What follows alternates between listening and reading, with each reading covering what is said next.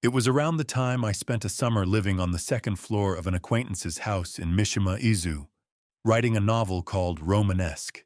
One night, I was riding a bicycle through the town while drunk, and I injured myself. I cut the area above my right ankle. The wound was not deep, but because I had been drinking, it bled profusely, so I rushed to a doctor. The town doctor was 32 years old, quite plump, and resembled Saigo Takamori. He was extremely drunk. He appeared in the examination room staggering just as drunk as I was, which I found amusing. While receiving treatment, I couldn't help but chuckle. Then the doctor started chuckling too, and eventually, unable to hold it in, we both burst into loud laughter together. From that night on, we became good friends. The doctor preferred philosophy over literature. I also felt more comfortable talking about that, and our conversations grew lively. The doctor's worldview could be described as a primitive dualism. He saw everything in the world as a battle between good and evil, which made his views quite clear-cut. I was secretly trying my best to believe in the single God of love. But even so, listening to the doctor's theory of good and evil brought a refreshing coolness to my heavy heart. For example, the doctor used an illustration. He himself, who immediately ordered his wife to bring beer to entertain my evening visit, was the good guy, while his wife, who smilingly proposed, "Let's play bridge, a kind of card game, instead of drinking beer tonight," was the bad guy. I readily agreed with this. His wife was petite with a round, full face, but she had a fair complexion and an elegant demeanor. They had no children, but the wife's younger brother, a quiet boy attending a commercial school in Numazu, lived on the second floor. Since the doctor's house subscribed to 5 different newspapers, I would drop by almost every morning during my walk to read them, staying for half an hour or an hour.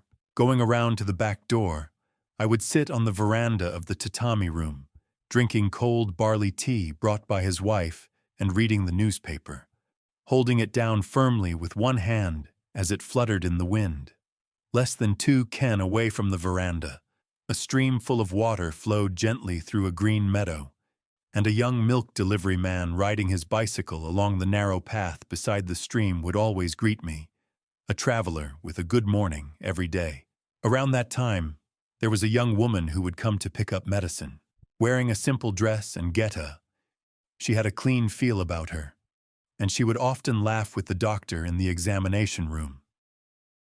Occasionally, the doctor would see her off at the entrance and encourage her loudly, saying, "Just a little more patience, madam." One day, the doctor's wife told me the reason for this. She was the wife of an elementary school teacher who had contracted a lung disease 3 years ago, but he had been getting steadily better recently. The doctor, being deeply committed, strictly forbade the young wife from taking any risks, telling her that this was the most crucial time. The wife followed his instructions. Even so, sometimes she would inquire with the doctor in a somewhat pitiful manner. Each time, the doctor would harden his heart and encourage her, saying, "Just a little more patience, madam," with an implied meaning.